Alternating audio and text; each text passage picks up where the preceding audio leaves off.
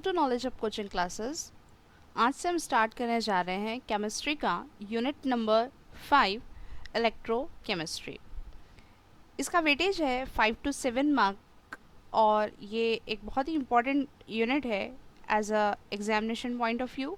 और साथ ही साथ आगे भी जब आप स्टडी करेंगे तो इलेक्ट्रोकेमिस्ट्री जो है एक काफ़ी इम्पॉर्टेंट टॉपिक है। तो चलिए स्टार्ट करते हैं। आज हम अपने लेक्चर में इंट्रोडक्शन ही देखेंगे, कुछ बेसिक पॉइंट्स कवर करेंगे जो इस यूनिट से रिलेटेड है। देखिए यहाँ पर आपको क्या दिखाई दे रहा है। आपको दिख रहा है यहाँ पे बैटरी है, सेल है, डिफरेंट टाइप्स के सेल दिख रहे हैं आपको, है ना। तो होता क्या है इस सेल से और बैटरी से, इनका फंक्शन क्या है एग्जैक्टली ये सारी चीज़ें हम सेल जो है इलेक्ट्रॉनिक डिवाइसेस में डालते हैं। और जो बैटरी है इन्वर्टर की या फिर हमारी गाड़ी की जो बैटरी होती है, तो उनमें ये क्या होता है कि इलेक्ट्रिकल एनर्जी प्रोड्यूस होती है।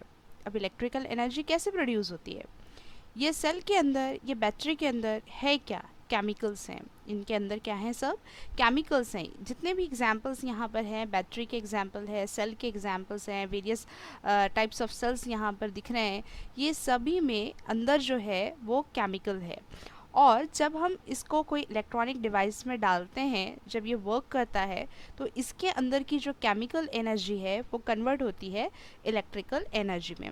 जैसे हमने थर्मोडायनामिक्स में पढ़ा है कि there are various kind of energy, और एनर्जी क्या होती है, इंटर कन्वर्टेबल। एक टाइप की एनर्जी अनदर टाइप की एनर्जी में कन्वर्ट होती है। तो यहाँ पर भी हमको एनर्जी कन्वर्शन देखना है, लेकिन कौन सी एनर्जी, ये बैटरी में या फिर ये सेल के अंदर कौन सी एनर्जी है, केमिकल एनर्जी है। और केमिकल एनर्जी किस में कन्वर्ट हो रही है, इलेक्ट्रिकल एनर्जी में। तो यहाँ पर हमको ये स्टडी करना है inter conversion between chemical energy and electrical energy. Chemical energy से इलेक्ट्रिकल एनर्जी में कैसे कन्वर्ट होता है और इलेक्ट्रिकल एनर्जी से केमिकल एनर्जी में कन्वर्शन कैसे होता है। तो इलेक्ट्रोकेमिस्ट्री ये एक फिजिकल केमिस्ट्री का एक पार्ट है। हम उसको इस तरीके से डिफाइन करेंगे कि electrochemistry is a branch of physical chemistry which deals with the study of interconversion of chemical energy and electrical energy, chemical energy and electrical energy interconversion। जैसे हमने आपको बताया कि कैसे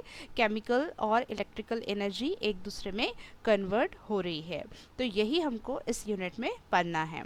तो इसमें एप्लीकेशंस क्या है, हम क्यों पढ़ रहे हैं इलेक्ट्रोकेमिस्ट्री, इसको देखो कि बहुत इंपॉर्टेंट टॉपिक है, बहुत इंपॉर्टेंट। यहाँ पर जो इसके एप्लीकेशंस हैं, देखें फर्स्ट एप्लीकेशन है यहाँ पर, use in the manufacture of essential chemicals like NaOH। Sodium hydroxide को बनाने के लिए यूज़ किया जाता है। और sodium hydroxide which is widely used in manufacture of soap, detergent and paper. यह हमारा जो डेली नीड्स के जो यहाँ पर चीज़ें हैं, जैसे कि सोप बनाने के लिए NaOH का यूज़ करते हैं, डिटर्जेंट बनाने के लिए, और पेपर बनाने के लिए भी NaOH का यूज़ किया जाता है।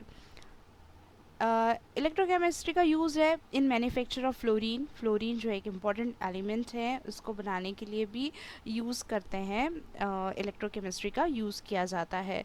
Electro refining is use for purification of metals. Metal जब एक्सट्रैक्ट हो जाता है तो मेटल को प्योर करने के लिए, उसको प्यूरिफाई करने के लिए भी हम इलेक्ट्रो रिफाइनिंग मेथड का यूज़ करते हैं। और है electroplating is use for coating one metal on surface of another. आपने सुना होगा जैसे कि सिल्वर प्लेटेड स्पून, जो चांदी का चम्मच होता है, तो एग्जैक्टली वो उसके ऊपर क्या होता है कि चम्मच के ऊपर सिल्वर की कोटिंग चढ़ाई जाती है। तो वो कोटिंग का जो मेथड है वो बाय इलेक्ट्रोकेमिस्ट्री है। तो इलेक्ट्रोकेमिस्ट्री जो है हमारी डेली लाइफ में इम्पॉर्टेंट रोल प्ले करता है, उसके वेरियस एप्लीकेशंस है, इसलिए हम यहाँ पर इसकी स्टडी कर रहे हैं। और कुछ यहाँ पर बेसिक कॉन्सेप्ट है कि इलेक्ट्रोकेमिस्ट्री में जो इलेक्ट्रॉन का ट्रांसफॉर्मेशन होता है वो इलेक्ट्रॉन ट्रांसफर थ्योरी के अकॉर्डिंग होता है। कि यहाँ पर देखें ऑक्सीडेशन, रिडक्शन, रिडॉक्स रिएक्शन, ये बेसिक चीज़ें आपको पता होना ज़रूरी है। तो ये थोड़ा सा अपन बेसिक जो टॉपिक्स है वो कवर करेंगे। ऑक्सीडेशन यहाँ हम इलेक्ट्रॉन ट्रांसफर थ्योरी के अकॉर्डिंग दे रहे हैं, not organic chemistry. Organic chemistry में हम ऑक्सीजन का ऐड होना और हाइड्रोजन का रिमूव होना कहते हैं। लेकिन यहाँ पर oxidation in terms of electron transfer theory the process of loss of electron, electron के लॉस होने की प्रोसेस को कहा जाता है कि किसी भी स्पेसीज से, किसी भी चीज़ से अगर इलेक्ट्रॉन लॉस हो जाते हैं या वो स्पेसीज इलेक्ट्रॉन को डोनेट कर देती है तो वो प्रोसेस ऑक्सीडेशन की कहलाती है। और ऑक्सीडेशन होने के बाद उस स्पीसीज़ का ऑक्सीडेशन जो नंबर है या फिर हम उसे कह सकते हैं ऑक्सीडेशन स्टेट, वो इंक्रीज़ हो जाता है। अब देखो ऑक्सीडेशन नंबर या ऑक्सीडेशन स्टेट मतलब क्या होता है कि ये एक ऐसा नंबर जब इलेक्ट्रॉन का कंप्लीट ट्रांसफ़र हो जाए, इलेक्ट्रॉन देना हो जाए, इलेक्ट्रॉन लेना हो जाए और किसी स्पेसीज़ के ऊपर में एक चार्ज कैरी हो जाता है तो उसे कहते हैं हम उस स्पेसीज़ का ऑक्सीडेशन नंबर। जैसे हम इस एग्जांपल में देते हैं, जिंक जो है वो मेटल है, तो मेटल क्या करते हैं, इलेक्ट्रॉन को डोनेट करने का काम करते हैं। तो यहाँ पर जिंक ने क्या किया, 2 इलेक्ट्रॉन को डोनेट कर दिया। 2 इलेक्ट्रॉन को डोनेट कर दिया तो यह आ गया इसके ऊपर चार्ज प्लस 2 का, 2 पॉजिटिव चार्ज, क्योंकि इसने 2 इलेक्ट्रॉन को क्या कर दिया, लॉस कर दिया। जब इसने 2 इलेक्ट्रॉन को लॉस कर दिया तो यहाँ पर देखें, जब इलेक्ट्रॉन लॉस नहीं हुए थे तो इसके पास में कोई चार्ज नहीं था, मतलब इसका जब देना लेना नहीं किया इलेक्ट्रॉन का, तो इसका जो ऑक्सीडेशन स्टेट या ऑक्सीडेशन नंबर कह रहे हैं तो ये कितना है, इसका 0 है। लेकिन जब इसने 2 इलेक्ट्रॉन को लॉस कर दिया तो इसके पास में जो चार्जेस आ गए, यहाँ पे ये चार्ज है, कितने चार्ज आए इसके पास में, 2 चार्ज आए, मतलब इसका ऑक्सीडेशन नंबर कितना हो गया, +2। तो यहाँ पे क्या हुआ, 0 से +2, तो यह क्या हो गया, इंक्रीज़ हो गया। तो इंक्रीजेज द ऑक्सीडेशन नंबर। अगर ऑक्सीडेशन नंबर इंक्रीज़ हो रहा है तो वो प्रोसेस कौन सी कहलाएगी, ऑक्सीडेशन की। और इस प्रोसेस को हम और कह सकते हैं डी इलेक्ट्रोनेशन। डी इलेक्ट्रोनेशन मतलब इलेक्ट्रॉन को रिमूव करना, डी मतलब रिमूव करना, तो यहाँ पर इलेक्ट्रॉन को रिमूव कर रहे हैं तो इसलिए इस प्रोसेस को कहते हैं हम डी इलेक्ट्रोनेशन। तो ऑक्सीडेशन हो गया। अब इसी तरीके से हमको देखना है रिडक्शन की process. Reduction the process of gain of electron. अब यहाँ पर इलेक्ट्रॉन का गेन करना है, लेना है। अगर कोई स्पेसीज इलेक्ट्रॉन को लेती है और उसका ऑक्सीडेशन नंबर डिक्रीज हो जाता है तो उसे कहते हैं हम रिडक्शन। अब यहाँ एग्जाम्पल के थ्रू हम समझते हैं, ये रिएक्शन है। अब देखो कॉपर 2 पॉजिटिव, कॉपर 2 पॉजिटिव है मतलब इसने 2 इलेक्ट्रॉन को कभी ना कभी लॉस किया था, ऑलरेडी लॉस कर चुका है। और इसके पास में जो इलेक्ट्रॉन जो चार्ज आ गए इलेक्ट्रॉन को लॉस करने के बाद वो है +2। तो इसका ऑक्सीडेशन नंबर कितना होगा, इसका ऑक्सीडेशन नंबर होगा +2। अब जब इसने इलेक्ट्रॉन को लॉस किया था, अब ये क्या कर रहा है, अपने इलेक्ट्रॉन को वापस गेन कर ले रहा है। खुद के इलेक्ट्रॉन जो उसने डोनेट किया था कभी ना कभी, वही इलेक्ट्रॉन को ये एक्सेप्ट कर रहा है। जब ये 2 इलेक्ट्रॉन को इसने एक्सेप्ट कर लिया तो इसके पास में चार्ज कुछ भी नहीं रहेगा, क्योंकि वो खुद के इलेक्ट्रॉन थे ना। तो अगर खुद के ही इलेक्ट्रॉन वापस ले रहा है तो उसके पास कोई भी चार्ज नहीं रहेगा। तो यहाँ पे चार्ज कितना है, 0। तो इसका ऑक्सीडेशन नंबर कितना हो गया, 0। तो अब क्या हुआ कि ये +2 है और +2 से 0 क्या है, यहाँ पर कम हो गया। तो यहाँ पे डिक्रीज़ हो गया ना ऑक्सीडेशन नंबर। तो ऑक्सीडेशन नंबर अगर किसी स्पेसीज़ का डिक्रीज़ होता है मतलब उसने इलेक्ट्रॉन को गेन किया है, और वो प्रोसेस कौन सी कहलाएगी, रिडक्शन की। और रिडक्शन प्रोसेस को हम इलेक्ट्रोनेशन भी कहते हैं। इलेक्ट्रोनेशन मीन्स इलेक्ट्रॉन को गेन करने की प्रोसेस, इसे कहते हैं हम इलेक्ट्रोनेशन। तो अब देखो oxidation means loss of electron, simple याद रखो, oxidation, loss of electron, reduction, gain of electron. Oxidation में ऑक्सीडेशन नंबर इंक्रीज होता है, रिडक्शन में ऑक्सीडेशन नंबर डिक्रीज होता है। देखो रिडक्शन ऐसे याद रखो, रिडक्शन रिड्यूस होना, कम होना, तो ऑक्सीडेशन नंबर क्या हो रहा है, यहाँ पर डिक्रीज हो जा रहा है। अब दोनों भी प्रोसेस है, ऑक्सीडेशन है और रिडक्शन है, दोनों को मिलाकर हम कहते हैं रिडॉक्स रिएक्शन।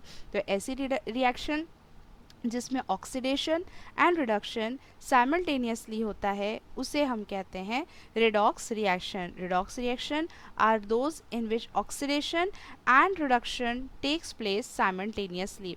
अब देखें ये एक रिएक्शन है, जैसे हमने अलग अलग एग्जाम्पल लिया था, यहाँ पर हम एक साथ में एग्जाम्पल ले रहे हैं। तो देखो Zn से Zn2 पॉजिटिव, ये Zn है, और Zn से Zn2 पॉजिटिव आ रहा है। इसका मतलब क्या है कि Zn ने 2 इलेक्ट्रॉन को लॉस किया है। तो जब ये इलेक्ट्रॉन को लॉस करता है, इलेक्ट्रॉन लॉस करने की प्रोसेस कौन सी है, ऑक्सीडेशन। है ना। अब उसके बाद में देखें कॉपर, कॉपर क्या लिखा है यहाँ पर, कॉपर 2 पॉजिटिव, और कॉपर 2 पॉजिटिव से क्या हो जा रहा है यहाँ पे कॉपर, मतलब क्या हुआ कि ये जो जिंक ने इलेक्ट्रॉन को लॉस किया, ये कॉपर यही इलेक्ट्रॉन को क्या कर लेगा, ये एक्सेप्ट कर लेगा, और एक्सेप्ट करके ये अपने ओरिजिनल स्टेट में आ जाएगा, कॉपर आ जाएगा। तो इसने कॉपर ने इलेक्ट्रॉन को गेन किया, तो गेन किया मीन्स ये रिएक्शन कौन सी हो गई, रिडक्शन की। तो ऐसे आपको दिखना है कि जिंक से Zn2 पॉजिटिव क्यों हुआ, क्योंकि उसने इलेक्ट्रॉन को डोनेट किया है, लॉस किया है, लॉस करे तो रिएक्शन कौन सी हुई, ऑक्सीडेशन की। उसी तरीके से कॉपर 2 पॉजिटिव, कॉपर 2 पॉजिटिव से कॉपर रह गया, तो क्यों हुआ, क्योंकि इसने इलेक्ट्रॉन को गेन किया, तो gain of electron this is reduction. तो ये हो गई ऑक्सीडेशन एंड रिडक्शन, दोनों प्रोसेस एक साथ हो रहा है, इसीलिए इसे कहा जा रहा है रिडॉक्स रिएक्शन, और नेम ही इसका इसी तरीके से है, रिडक्शन का RED, रिडक्शन का RED, ऑक्सीडेशन का OX, तो दोनों मिलाकर होता है ये रिडॉक्स रिएक्शन। ऑक्सीडाइजिंग एजेंट और ऑक्सीडेंट, अब यहाँ पर जिस स्पेसीज की वजह से ऑक्सीडेशन होता है किसी दूसरे स्पीसीज का, उसे कहते हैं हम ऑक्सीडाइजिंग एजेंट। ऑक्सीडाइजिंग एजेंट मतलब जो कॉज कराते हैं, जिसकी वजह से ऑक्सीडेशन होता है, उसे हम कहते हैं oxidising agent. Is a species which accept electron and itself get reduced and increases the oxidation number of other species। अब देखो सिंपल आप क्या याद रखना है, ऑक्सीडाइजिंग एजेंट मतलब ऐसा एजेंट जिसकी वजह से ऑक्सीडेशन होता है, लेकिन ऑक्सीडेशन किसका होता है, किसी दूसरे स्पेसीज का।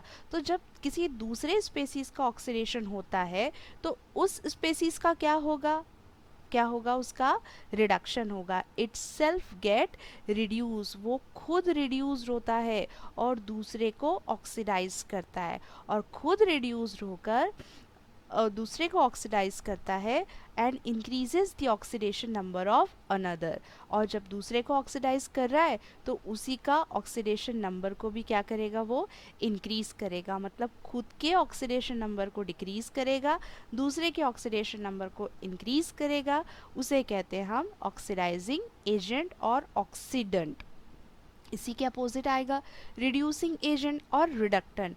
रिड्यूसिंग एजेंट, एजेंट है मतलब वो दूसरे को रिड्यूस कर रहा है और खुद क्या हो रहा है, ऑक्सीडाइज्ड हो रहा है। जब वो दूसरे को रिड्यूस कर रहा है तो दूसरे का ऑक्सीडेशन नंबर को रिड्यूस कर रहा है, मतलब डिक्रीज कर रहा है, और खुद के ऑक्सीडेशन नंबर को इंक्रीज कर रहा है। देखो अपोजिट है, कंफ्यूज नहीं होना है, यहाँ पर अपोजिट है। यहाँ एजेंट की बात कर रहे हैं हम, एजेंट जिनकी वजह से दूसरे स्पेसीज को फर्क पड़ता है, तो ऑक्सीडाइजिंग एजेंट दूसरे स्पेसीज का ऑक्सीडेशन होना है, रिड्यूसिंग एजेंट दूसरे स्पीसीज का रिडक्शन होना है, लेकिन खुद के लिए वो अपोजिट प्रोसेस को करेंगे, इतना आपको ध्यान में रखना है। अब देखो ऑक्सीडाइजिंग एजेंट और रिड्यूसिंग एजेंट, ये एग्जाम्पल से हम यहाँ पे देखेंगे रिडॉक्स रिएक्शन, और रिडॉक्स रिएक्शन में कैसे एक ही रिएक्शन में ऑक्सीडेशन रिडक्शन हो रहा है, और कैसे हम असाइन करेंगे कि कौन सा ऑक्सीडाइजिंग एजेंट है और दूसरा रिड्यूसिंग एजेंट है। देखो ये इक्वेशन है, और ये इक्वेशन में आपको हर एक फॉर्मूले के नीचे उसका ऑक्सीडेशन नंबर लिखा हुआ दिख रहा है। तो ये ऑक्सीडेशन नंबर को असाइन करना हमने सीखे थे स्टैंडर्ड 11th में, अगर आपको याद होगा तो फिर भी हम यहाँ पर एक बार रिवाइज करवा लेते हैं कि किस तरीके से हम ऑक्सीडेशन नंबर को यहाँ पर फाइंड आउट करते थे। जैसे SnCl2 है, इसका ऑक्सीडेशन हमको नंबर निकालना है, तो हमको टिन का इस मेटल का ऑक्सीडेशन स्टेट नहीं पता है, नहीं पता है तो हम कंसिडर करते हैं X है, और हैलोजन का ऑक्सीडेशन नंबर होता है -1। तो इसकी हम इक्वेशन बनाते हैं, एल्जेब्रिक इक्वेशन। तो देखो हमको टिन का नहीं पता है और 1 टाइम है, इसलिए x लिखे हैं, सम करते हैं, प्लस करते हैं, क्लोरीन नंबर ऑफ जो टाइम्स हैं क्लोरीन के वो 2 टाइम्स क्लोरीन है, और इसका ऑक्सीडेशन नंबर है -1, इक्वेशन बना रहे हैं इक्वल्स टू 0। तो x plus minus minus -2 is equals to 0, therefore x is equals to +2। तो +2 इज द ऑक्सीडेशन स्टेट, ये हो गया यहाँ पर। उसी तरीके से FeCl3 है, FeCl3 में अगर हम देखेंगे तो Fe का नहीं पता है, मतलब x और Cl का -1, तो Fe यहाँ पे वन टाइम है, x plus Cl3 three times है chlorine, 3 minus 1 is equals to 0, x plus minus minus is equals to 3, therefore x is equals to +3। तो ये ऑक्सीडेशन नंबर निकल गया +3। उसी तरीके से +4 और उसी तरीके से +2, इस तरीके से हम लिखते हैं। तो अब यहाँ पर इस इक्वेशन में अगर आप देखेंगे तो हुआ क्या कि ये जो SnCl2 का ऑक्सीडेशन नंबर है +2 और यहाँ से ये हो गया +4, इंक्रीज़ हो गया मतलब उसका ऑक्सीडेशन हो रहा है। दूसरा यहाँ पर देखेंगे कि FeCl3 का +3 था, +2 डिक्रीज़ हो गया मतलब रिडक्शन हुआ, तो ऑक्सीडेशन भी हो गया और रिडक्शन भी हो गया, है ना। यहाँ पे जो अगर ऑक्सीडेशन नंबर बढ़ता है तो ऑक्सीडेशन नंबर कम होता है तो रिडक्शन, ऑक्सीडेशन एंड रिडक्शन दोनों भी एक साथ हुआ है। अब यहाँ पर देखें ऑक्सीडाइजिंग एजेंट कौन से हैं और रिड्यूसिंग एजेंट कौन से हैं। यहाँ पे देखो SnCl2 is a reducing agent. अब SnCl2 रिड्यूसिंग एजेंट क्यों है? देखो ये रिड्यूसिंग एजेंट है, मतलब क्या है, दूसरे को रिड्यूस कर रहे हैं लेकिन खुद ऑक्सीडाइज्ड हो रहे हैं। मतलब खुद का ऑक्सीडेशन नंबर को बढ़ा दे रहे हैं। देखो SnCl2 इसका ऑक्सीडेशन नंबर है यहाँ पर +2, लेकिन बाद में इसका ऑक्सीडेशन नंबर +4 हो गया, मतलब खुद के ऑक्सीडेशन नंबर को बढ़ा दिए लेकिन एजेंट है, दूसरे के लिए काम किए, दूसरे के ऑक्सीडेशन नंबर को रिड्यूस कर दिए, कम कर दिए। पहले FeCl3 का ऑक्सीडेशन नंबर, आयरन का ऑक्सीडेशन नंबर +3 था, बाद में +2 हो गया, दूसरे को कम कर दिए, खुद को बढ़ा दिए। तो SnCl2 is a reducing agent, तो FeCl3 क्या होगा, ऑक्सीडाइजिंग एजेंट। तो ये है एग्जाम्पल रिडॉक्स रिएक्शन की, जिसके थ्रू हमने रिड्यूसिंग एजेंट, ऑक्सीडाइजिंग एजेंट को अच्छी तरीके से समझे हैं। देखिए कंडक्टर्स क्या हैं ये हम यहाँ पर पढ़ने वाले हैं। तो देखो वैसे भी हम फिज़िकल केमिस्ट्री पढ़ रहे हैं, तो फिज़िकल केमिस्ट्री मतलब फिज़िक्स प्लस केमिस्ट्री, तो फिज़िक्स के तो कॉन्सेप्ट आने ही आने हैं जो हम केमिस्ट्री में अप्लाई करेंगे। तो आपने कंडक्टर ये पढ़ा होगा कि ऐसे सब्सटेंस जिसमें से इलेक्ट्रिसिटी पास होती है, एक मीडियम है जिसके थ्रू इलेक्ट्रिसिटी पास होती है, उसे हम कहते हैं कंडक्टर।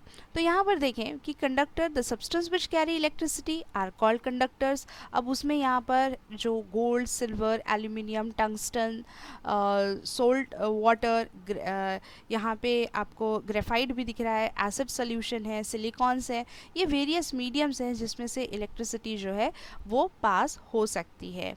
तो अब यहाँ पर आप होता क्या है कंडक्टर में कि जो इलेक्ट्रिसिटी है वो पास होती है, यहाँ देखें flow of electricity through a conductor consist of transfer of electron from one point two another. जो इलेक्ट्रॉन का ट्रांसफ़र हो रहा है, यहाँ पर देखो जो ये इलेक्ट्रॉन ट्रांसफ़र हो रहे हैं, ये एक जो आपको दिख रहा है ये मेटालिक रॉड है, इस रॉड में से यहाँ इलेक्ट्रॉन का ट्रांसफॉर्मेशन हो रहा है। तो ये इलेक्ट्रॉन का जो ट्रांसफॉर्मेशन होना है एक पॉइंट से अनदर पॉइंट तक के, तो वो किसके मीडियम से हो रहा है, किसकी वजह से हो रहा है, कंडक्टर की वजह से। The flow of electricity through a conductor, conductor की वजह से जो इलेक्ट्रिसिटी पास हो रही है consist of transfer of electron, सिर्फ इलेक्ट्रॉन का ट्रांसफॉर्मेशन हो रहा है from one point two another, from one point two another. देखें किस तरीके से इलेक्ट्रॉन जो है वो एक पॉइंट से अनदर पॉइंट तक के ट्रांसफ़र हो रहे हैं, उसे हम कहते हैं conductor. There are two types of conductor, metallic और इलेक्ट्रॉनिक कंडक्टर, इलेक्ट्रोलिटिक और आयनिक कंडक्टर। देखो फर्स्ट जो टाइप है मेटालिक और आयनिक कंडक्टर, यहाँ दिख रहा है हम मेटल्स का यूज़ करते हैं, जैसे कि कॉपर है, एल्यूमिनियम है, जो वायर का यूज़ करते हैं जिसमें से इलेक्ट्रॉन का डायरेक्ट फ्लो होता है, उसे हम कहते हैं मेटालिक और इलेक्ट्रॉनिक कंडक्टर। इलेक्ट्रोलिटिक और आयनिक कंडक्टर जिसमें आयन का ट्रांसफॉर्मेशन होता है, जो हम सॉल्ट्स लेते हैं, स्ट्रॉन्ग एसिड या बेसिस लेते हैं, तो उसे कहते हैं हम इलेक्ट्रोलिटिक और आयनिक कंडक्टर। तो सबसे पहले हम देखेंगे इलेक्ट्रॉनिक कंडक्टर। इलेक्ट्रॉनिक कंडक्टर्स क्या हैं? The conductors in which flow of electricity occur, जिसमें से इलेक्ट्रिसिटी का फ्लो होता है, ऐसे कंडक्टर जिसमें से इलेक्ट्रिसिटी का फ्लो होता है। और कैसे होता है देखो, when electron flow directly under the influence of applied potential are known as electronic conductor. जब हम उसको पोटेंशियल डिफरेंस अप्लाइड करते हैं, अप्लाइड पोटेंशियल अप्लाई करते हैं, जैसे कि बैटरी लगाते हैं, इसकी वजह से करंट पास होता है, मतलब जो हम कंडक्टर यूज़ कर रहे हैं वो कंडक्टर में से इलेक्ट्रॉन जो है वो ट्रांसफ़र होते हैं एक एंड से अनदर एंड तक के, जैसे कि आपको यहाँ पर दिखाई दे रहा है कि किस तरीके से इलेक्ट्रॉन का फ्लो हो रहा है। अब देखिए कि जो कंडक्टर्स हैं उनकी example solid metal, molten metals, जो पिघले हुए मेटल्स होते हैं उन्हें मोल्टन मेटल्स कहा जाता है, ये एग्जाम्पल्स हैं। और भी एग्जाम्पल्स हैं इलेक्ट्रॉनिक कंडक्टर्स के, कॉपर वायर, एल्यूमिनियम वायर, ये एग्जाम्पल्स हैं। और इसमें आपको ध्यान में रखना है कि आयंस जो है वो कभी भी माइग्रेट्स नहीं होते, आयंस माइग्रेट नहीं हो रहे हैं, सिर्फ इलेक्ट्रॉन्स का ट्रांसफॉर्मेशन हो रहा है। आयंस जो है यहाँ पर जो मेटेलिक आयंस हैं, पॉजिटिव आयंस हैं, ये कभी भी इनमें का जो मटेरियल है या फिर हम मैटर है, तो मैटर का ट्रांसफॉर्मेशन नहीं होता, सिर्फ इलेक्ट्रॉन्स जो हैं वो इलेक्ट्रॉन्स ही एक जगह से दूसरी जगह पर ट्रांसफ़र होते हैं। Second type of conductor is electrolytic conductor.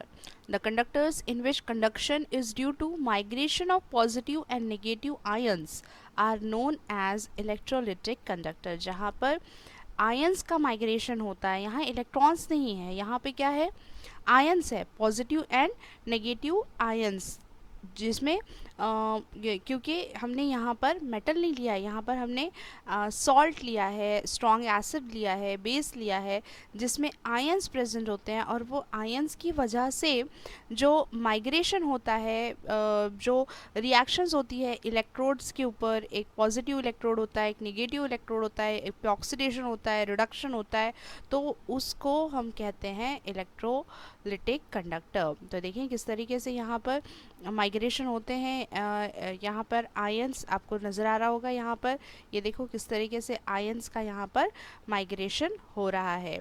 तो यहाँ पर जो मैटर है, मैटर इन्वॉल्व होता है, क्योंकि यहाँ पे केमिकल चेंजेस हो रहे हैं, क्योंकि ऑक्सीडेशन हो रहा है, रिडक्शन हो रहा है, there is a chemical changes at electrode. जैसे एग्जांपल है यहाँ पर solution of ionic salt, acid and bases, strong acid, weak acid and bases, these are the example of electrolytic conductor. दो टाइप के हमने कंडक्टर्स देखे हैं, इलेक्ट्रॉनिक कंडक्टर और इलेक्ट्रोलिटिक कंडक्टर, दोनों के बीच में हम डिफरेंस देख लेते हैं। तो देखो सबसे पहला जो हमने कंडक्टर देखे हैं इलेक्ट्रॉनिक और metallic conductor, the conductor through which the conduction of electricity occur by direct flow of electron under the influence of applied potential. जब हम पोटेंशियल डिफरेंस यहाँ पर अप्लाइड कर रहे थे तो इलेक्ट्रॉन का डायरेक्ट यहाँ पर फ्लो हो रहा था, तो उसे हम कहते हैं इलेक्ट्रॉनिक कंडक्टर। और उसी तरीके से इलेक्ट्रोलिटिक कंडक्टर है कि the conductor in which the conduction takes place by migration of positive and negative ions. जो आपको दिखाई दे रहे थे कि जो आयंस है वो माइग्रेट हो रहे थे, तो अगर आयंस का माइग्रेशन होता है तो इलेक्ट्रॉनिक कंडक्टर, इलेक्ट्रॉन का फ्लो होता है तो इलेक्ट्रॉनिक कंडक्टर। तो ये आपको ध्यान में रखना है, इलेक्ट्रोलिटिक एंड इलेक्ट्रॉनिक। अब देखो इलेक्ट्रॉनिक कंडक्टर में conduction does not involve transfer of matter. अगर हम कोई रॉड लेते हैं, आयरन रॉड ले लिए, या फिर अगर हमने एल्यूमिनियम की या कॉपर की कोई रॉड ले लिए, तो इसमें से इलेक्ट्रॉन जब ट्रांसफ़र होते हैं तो ये मैटर के ऊपर, इस रॉड के ऊपर कोई फ़र्क नहीं पड़ता, क्योंकि इसमें मैटर इन्वॉल्व नहीं होता। लेकिन जब हम ये जो सॉल्यूशंस ले रहे हैं, यहाँ पर सॉल्ट सॉल्यूशन ले रहे हैं, एसिड बेस ले रहे हैं, तो यहाँ पर मैटर इन्वॉल्व होता है। मैटर अगर इन्वॉल्व ना हो तो आयंस का माइग्रेशन नहीं होता है, यहाँ पर मैटर इन्वॉल्व होते हैं। Electronic conductor conduction does not involve chemical change, यहाँ कोई केमिकल चेंजेस नहीं हो रहा है।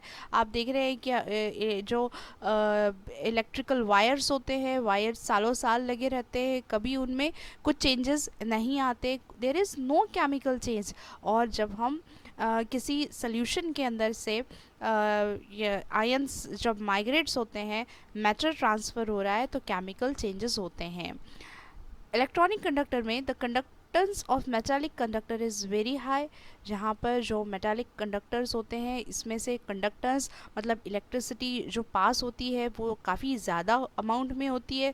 और उसी तरीके से जब हम सॉल्ट्स लेते हैं या एसिड्स लेते हैं या बेस लेते हैं तो कंपैरेटिवली जो कंडक्टेंस रहता है वो लो रहता है। एग्जाम्पल यहाँ पर दिख रहा है solid molten metals, aluminium, copper, gold, कोई भी एग्जाम्पल ले सकते हैं मेटल्स में। Solutions of ionic salt, strong and weak acids and bases, these are the example of electrolytic conductor. Electrolytes, जैसे हमने इलेक्ट्रोलिटिक कंडक्टर्स में देखे कि हम स्ट्रॉन्ग एसिड्स, बेस या सॉल्ट यूज़ करते हैं तो वो सॉल्यूशंस कहलाते हैं इलेक्ट्रोलाइट्स के सॉल्यूशंस।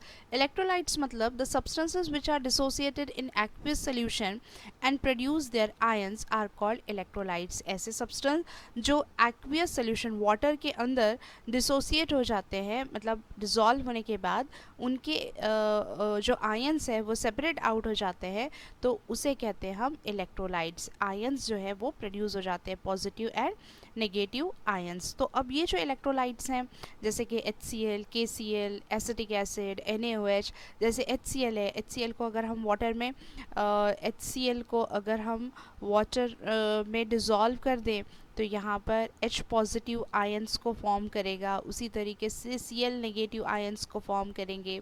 वैसे ही KCl के लिए K positive and Cl negative, NaOH Na positive OH negative, उसी तरीके से एसिटिक एसिड CH3COO यहाँ पर नेगेटिव एंड H पॉजिटिव। तो यहाँ पर जो आयंस प्रोड्यूस होते हैं और जब हम वाटर में इसको डिज़ोल्व करते हैं तो ऐसे सब्सटेंस को कहते हैं हम इलेक्ट्रोलाइट्स। तो इलेक्ट्रोलाइट्स जो है the conductivities of their aqueous solutions are higher than that of the water. Water में जब हम डिज़ोल्व करते हैं तो वाटर से ज़्यादा कंडक्टिविटी हो जाती है ये सॉल्यूशंस की, जैसे aqueous solution of HCl, aqueous solution of KCl, उनकी कंडक्टिविटी हाई रहेगी as compare to water. They conduct electricity in molten state और when dissolve in water. Molten state में या फिर अगर वाटर में डिज़ोल्व कर दें तो वो इलेक्ट्रिसिटी को कंडक्ट करेंगे। These are of two types, ये टू टाइप्स के होते हैं इलेक्ट्रोलाइट। एक होता है स्ट्रॉन्ग इलेक्ट्रोलाइट।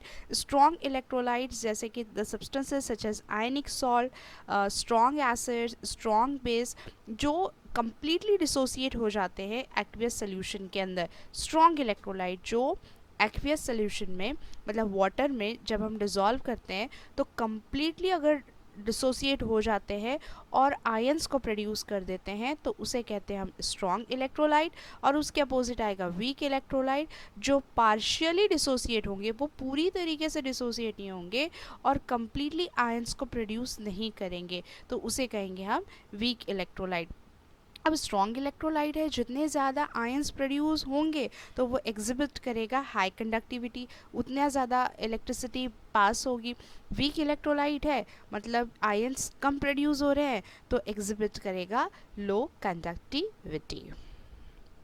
देखो बहुत ही सिंपल से टॉपिक्स यहाँ पे हम डिस्कस करने वाले हैं जो ऑलरेडी आप 9th और 10th स्टैंडर्ड में फिजिक्स के पोर्शन में पढ़ चुके हैं, जैसे कि electrical conductance. According to Ohm's law the electrical resistance R of a conductor is equal to the electric potential difference V divided by the electric current I. R is equals to V upon I. SI unit of potential difference मतलब V का जो SI unit है that is volt and SI unit of electric current is ampere. और resistance को हम denote करते हैं ohm से, therefore ohm is equals two volt ampere inverse. Now next concept is conductance. Conductance, the inverse of resistance is called conductance. Inverse of resistance, resistance जो current को रोकने का काम करता है और कंडक्टेंस जिसमें से इलेक्ट्रिसिटी पास होती है। कंडक्टेंस मतलब इलेक्ट्रॉन्स का फ्लो होना, इलेक्ट्रिसिटी का पास होना। तो ये है रेजिस्टेंस के अपोजिट, ये इन्वर्स है। तो कंडक्टेंस को हम डिनोट करते हैं G से। This is the reciprocal of resistance.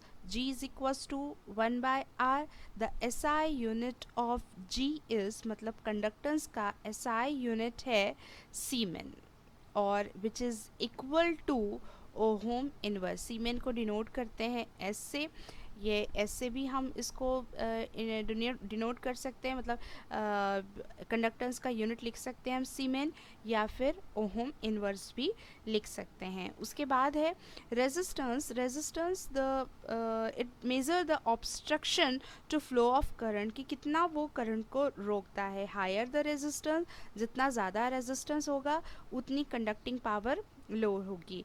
The resistance of any object is directly proportional to length and inversely proportional to its cross-sectional area. Resistance is directly proportional to length and inversely proportional to its cross-sectional area. It is represented by R, proportionality का sign है, L divided by A, और proportionality को हम यहाँ से हटाते हैं, मतलब proportionality constant यहाँ लगाते हैं, दैट इज़ ग्रीक यहाँ पर लेटर से डिनोट करते हैं जिसे कहा जाता है रो, जिसको कहा जाता है रो, RHO, रो से डिनोट करते हैं। This is the proportionality constant, R is equals to rho L divided by A, और the unit of resistance is ohm, यहाँ पे यूनिट है रेजिस्टेंस का ओहम।